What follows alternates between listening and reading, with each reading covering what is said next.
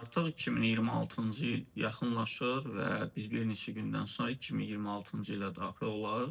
2025-ci ilə qədər isə 2025-ci ildə də həmçinin bizim müharibə veteranlarımız, müharibə iştirakçılarımızın, yəni qazi və veteranlarımızın onlara ödənilən ödənişlərdə heç bir artım müşahidə edilmədi. Və hətta növbəti ilin açıqlanan büdcəsi hesablamasında da onlara nəzərdə tutulan heç bir məsələ orada daxil edilməmişdi. Və ümumiyyətlə nə Azərbaycanda minimum əmək haqqı artırılacaq yanvar ayından etibarən, nə də ki, qazi və veteranlarımıza verilən 80 manatlıq çox rüsvayçı bir rəqəm olan müavinət də demək belə görünür ki, artırılmayacaq. Təbii ki, burada ola bilər ki, növbəti aylarda, ilin ikinci rübündə, üçüncü rübündə və yaxud da ki, daha erkən prezident sərəncam imzalasın və onların müavinətlərində artım müşahidə olunsun. Amma bu çox təəssüfləndirici amildir ki, bu ilin büdcə hesablamasında da, yəni növbəti ilin büdcə hesablamasında da bu haqda heç bir şey öz əksini tapmır. 5 ildən artıqdır ki, artıq 80 manat həcmində hesablanan bu məbləğ dəyişmir. İnsanlarda haqlı suallar ortaya çıxa bilər ki, nəyə görə Azərbaycanda bütün demək olar ki, sahələrdə nisbətən artım var. Təbii ki, bu artım devalvasiyanı heç cürə qarşılaya bilmir. Bu artım bazardakı qiymətlərlə müqayisədə, ictimai nəqliyyatdakı qiymət artımı ilə müqayisədə, marketlərdəki, rəflərdəki qiymət artımları ilə müqayisədə heç də ayaqlaşmır. Amma istənilən halda, məsələn, 2020-ci ildə minimum əmək haqqı əgər 250 manat idisə, indi minimum əmək haqqı 400 manatdır. Amma 2020-ci ildə tətbiq olunan 80 manat müavinət 2026-cı ildə də 80 manat olacaqsa, burada görün nə qədər fərq var. Ədalət bu işin hansı tərəfindədir? Ümumiyyətlə yoxdur ədalət bu məsələdə. Azərbaycanda iqtisadi durum bərbad vəziyyətdədir. Dövlət büdcəsinin gələcək taleyi çox böyük qaranlıq görünür. Çünki neft hasilatı ildən ilə azalır. Neftin qiymətinin düşmə məsələsi gündəmdədir. Və Rus-Ukrayna müharibəsi bitəndən sonra ki, artıq orada da sülh məsələsi yaxınlaşır, sülh proqramı var, müzakirəsi var və bu bitəndən sonra da neftin qiymətinin düşməsi ola bilər. Gələcək perspektivdə qaz hasilatının Azərbaycanın artıq Avropanın Azərbaycanın qazına olan marağı, tələbatı azala bilər. Çünki hal-hazırda bildiyimiz ki, Rus-Ukrayna müharibəsinə görə Azərbaycan qazı Avropada daha həlledici oldu. Və bizim büdcəmiz nisbətən də buna görə özünü ayaqda saxlaya bildi. Dövlət büdcəsindən söhbət gedir. Amma növbəti illərdə biz bu necə olacaq və bundan dövlət büdcəsinin zəifləməsindən ora yüklənən gəlirlər daha çox vətəndaşlara yüklənən vergilər hesabına olur və bu vergilər də vətəndaşların cibindən çıxır. Və bütün bunların müqabilində uşaq pullarının da verilməməsi. Təsəvvür edin, mən nəyə görə bu uşaq pulu məsələsinə toxundum, qazi və veteranlarla bağlı söhbətdə bizim müharibə iştirakçılarımızın mütləq əksəriyyəti təbii ki, bugün potensial ata olan və yaxud da ki, gələcəkdə potensialda ata olacaq və yaxud da ki, uşaqlarının 1-18 yaş arası olan kəslər idi müharibə iştirakçılarının və onların yaş ortalamasını mən deyirəm o ümumi orta nisbətdə. Siz təsəvvür edin ki, həmin ailələr uşaq pulları ödənilsə heç olmasa onda bu 80 manatı nisbətən qəbul etmək olardı. Amma uşaq pulları bugün Azərbaycanda verilmir və müharibə iştirakçılarının da əksəriyyəti ata olan və yaxud da ki, ata olacaq potensialda olan insanlar olduğu üçün onlar da demək uşaq pulundan məhrumdurlar və ailənin bütün yükü düşür ailədə işləyənlərin üzərinə. Əgər həyat yoldaşı da işləyirsə, həmin bizim o müharibə iştirakçımız da işləyirsə, onların birlikdə üzərinə dövlət tərəfindən təkcə onlara 80 manatlıq müavinət verilir. Halbuki biz hər yerdə və haqlı olaraq da bunu danışırıq ki, Azərbaycan 21-ci əsrin tək qalib ölkəsidir.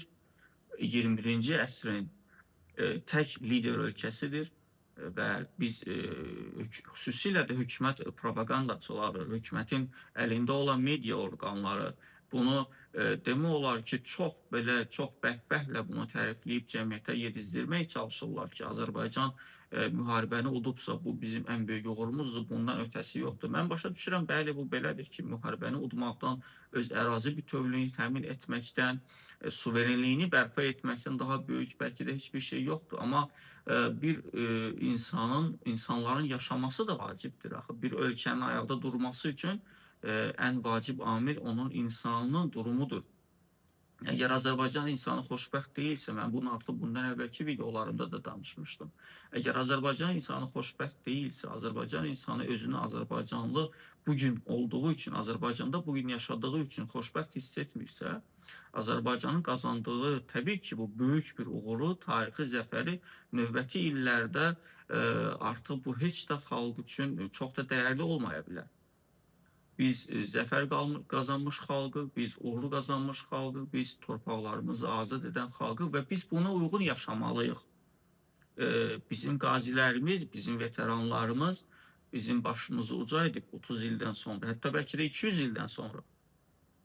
Biz 30 il ərzində biz Xocalı faciəsi ilə birgə yaşamışıq, Qaradağlı faciəsi ilə birgə yaşamışıq və sair və ilaxır. Bizim təkcə torpaqlarımız işğal olunmamışdı. Həm də Azərbaycanlılar orada alçaldılmışdı. Həm də Azərbaycanlılar orada zülmə məruz qalmışdı. Azərbaycanlılar orada işgəncələrə məruz qalmışdı. Bizim qadınlarımızı, qızlarımızı, analarımızı zorlamışdılar. Və nə qədər bizim hələ demədiyimiz faciələr olub həmin müharibədə. Amma bugün Azərbaycanın qalib ordusu, bugün Azərbaycanın övladları bizim alnımızı ağ, başımızı uca ediblər. Amma bizim onlara verdiyimiz müavinət nə qədərdir? 80 manat. Amma fikir verin, bugün iqtidarın özünün ən yaxın çevrələri, vaxtında onların ən böyük xidmətçiləri olan insanlar haqqında biz mətbuatda oxuyuruq, açılan cinayət işlərində, məhkəmə proseslərində onların nələr üzə çıxır? Milyonlarla dollara başa gələn villaları, həyətindəki hovuzları, bağ evləri və s. və ilaxır. Hələ bunun mətbuatı nə qədər açıqlanmayan hissələri var. Bunun nə qədər offşorlarda olan pulları var. Bunların nə qədər qonşu dövlətlərdə və digər dövlətlərdə, xarici dövlətlərdə, xüsusilə də Avropa dövlətlərində alınan milyonlarla dollarlıq villaları var. Daşınan və daşınmaz əmlakları var. Dövlətin sistemi, dövlətin məhkəməsi ədalətli olsa bunları hamısını çıxarıb üzə qoyacaq. Amma bizim alnımızı ağ, başımızı oca edən insanlara isə biz dövlət büdcəsindən aylıq cəmi 80 manat vəsait ayırırıq və bunu da dövlətin onlara göstərdiyi böyük diqqət və qayğı kimi təqdim edirik insanlarımıza. Olmaz belə. Bu günlərdə cənab prezidentin elə 5000 nəfərin azad olunması üçün olan əfv məsələsi ortaya çıxdı, əfv siyasi. Və çox təəssüf ki, hələ ki bugünə kimi görünən budur ki, o əfv siyasında bizim 1-ci Qarabağ müharibəsi iştirakçısı olmuş, məsələn, Tofiq Yaqublu o siyahıda adına rast gəlinmir. Halbuki Tofiq Yaqublu 1-ci Qarabağ müharibəsi iştirakçısıdır. Ruslan İzzətli olsun, o 2-ci Qarabağ müharibəsi iştirakçısıdır. Yəni Vətən müharibəsi adlandırdığımız 44 günlük şanlı zəfərimizin memarlarından biridir. Oradakı əskərlərimizdən biri olub. Mən burada fərdləri ayırmaq istəmirəm. Mən onların heç birisi ilə şəxsi bir münasibətim də yoxdur. Amma obyektivlik cəhətdən mən bunu dəyərləndirməliyim. Təbii ki, mən bunu vurğulamalıyam. Mən hələ demək istəmirəm bizim orada həbsxanamızda olan separatçılara nə qədər diqqət və qayğı göstərilir. Amma bizim digər həbsxanalarımızda olan bizim bugün siyasi məhbus adlandırdığımız kəsimə necə münasibət göstərilir? Mən bunu dövlətin siyasəti kontekstindən dəyərləndirəndə, bir dövlət adamı kimi, gələcəkdəki bir dövlət adamı kimi dəyərləndirəndə mən o haqda susub danışmaq istəmirəm. Amma bunun ikili standart olduğunun da fərqindəyəm. Olmaz belə, siz Azərbaycanlılar üçün ola bilər sizlə siyasi baxışlar üst-üstə gəlməsin. Ola bilər digər, indi hələ ki məhkəmə gedir, mən o haqda bir yekun söz demək niyyətim yoxdur. Hər hansı bir günahları da ola bilər. Fərz edək ki, onların günahları var. Amma onların əməlləri heç də o separatçıların əməllərindən daha böyük problem deyil, daha böyük cinayət olmayıb. Amma sizin bugün separatçılara göstərdiyiniz diqqətin ən azı 50%-ni bugünkü bizim adlandırdığımız siyasi məhbuslara göstərmirsiniz. Amma boy bizim yandaş mediamızda, bizim bəzi internet saytlarımızda, bizim bəzi hökumət özünü yapıcı adlandırmayan, amma hökumət propagandası edən insanlarımızsa çıxıb danışır ki, biz qazi və veteranlarımıza 80 manat veririk də. Yəni bu 80 manat heç nədir? Bugün o 80 manatı götürün, hörmətli bu cür propaganda işində iştirak edənlər, bunu propaganda aləti kimi istifadə olunan insanlar, yapçı deputatlar olsun, yapçı məmurlar olsun, gedin girin standart bir marketə, heç bazar da demirəm, marketə girin. Özünüzün şəbəkələrinizdən olan marketə girin və girin görün ki, 80 manata orada nə almaq olur ümumiyyətlə? 80 manata bir həftəlik bir azuqa almaq olur evə. Bir 3 nəfərlik ailə üçün, 4 nəfərlik ailə üçün 80 manatlıq görün bazarlıq edə bilirsiniz ümumiyyətlə bir həftəlik. Edə bilməzsiniz. Edə bilməzsiniz. Bəs siz niyə bir aylıq müavinət kimi 80 manat təyin edirsiniz?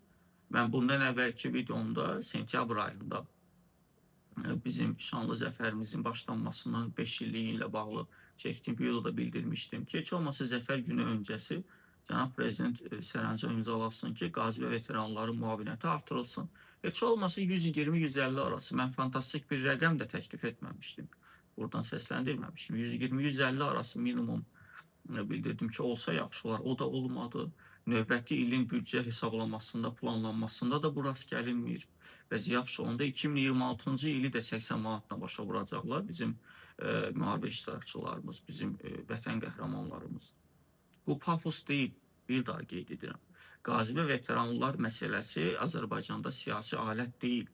Bugün mən müxalif yönümlü bir insanam deyə, mən Yeni Azərbaycan Partiyasına, onun siyasətinə müxalifətəm deyə bu məsələni qabartmıram. Bu mənim bir Azərbaycanlı kimi düşüncəm. Mən bir Azərbaycanlı kimi təbii ki, mən heç vaxt görmək istəmirəm ki, bizim qazi və veteranlarımız, bizim yaşayan şəhidlərimiz, mən onlara həmişə belə müraciət edirəm, onların hər ay sonuna dövlətin onlara 80 manat cəmi yardım etsin. Olmaz belə. Mən 500 demirik biz, 1000 demirik, heç 300 manat da demirik. Heç olmasa 120-150 arası olmalıydı, amma hələ ki görünən budur ki, olmaz. Mən yenə də ümid etmək istəyirəm, mən yenə də inanmaq istəyirəm ki, heç olmasa növbəti aylarda, heç olmasa ilin ikinci rübündə və yaxud da ki, Novruz bayramı öncəsi cənab prezident bir sərəncam imzalasın və artıq qazi və veteranların müavinətlərində artım olsun. Bir daha təkrar edirəm, heç olmasa 150 manat olsun ki, və o insanlar da bilsinlər ki, dövləti öz arxalarında hiss etsinlər. Dövlətin onlara dəstəyini hiss etsinlər. Təbii ki, bir çox məsələlərdə müharibə iştirakçılarına güzəştlər olunur, onların işdən təmin olunması, onlar arasında ali təhsillər varsa, onların müəyyən sahələrdə önə çəkilməsi məsələləri də var. Təbii ki, biz bu haqda da danışmalıyıq. Əgər tənqid ediriksə, işin müsbət tərəfini də deməliyik.